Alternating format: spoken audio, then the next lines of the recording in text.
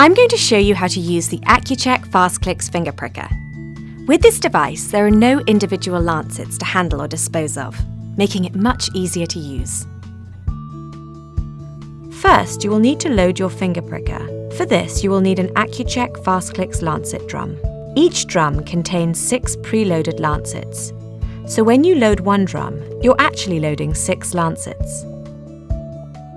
Remove the cap from the finger pricker. Now insert a new lancet drum, white end first. Push it all the way in. It should fit firmly into place.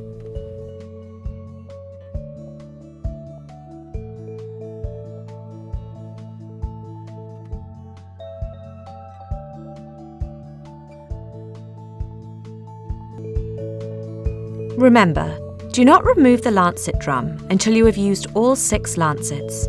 Once you remove it, you cannot put it back in. A lancet drum that has been removed will have a visible red line on the side, as shown here. Now place the cap back on your finger pricker.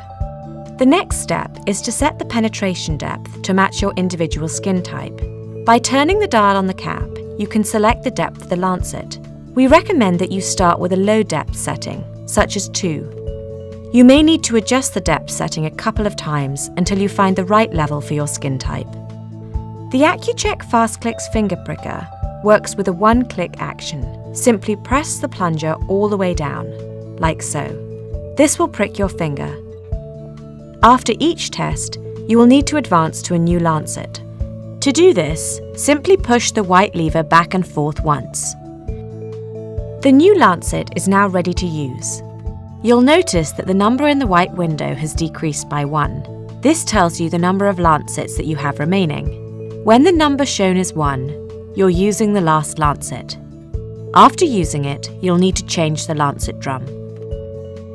Isn't that easy? If you have any questions, just call the free phone Accu-Chek customer care line. You can also visit the Accu-Chek website.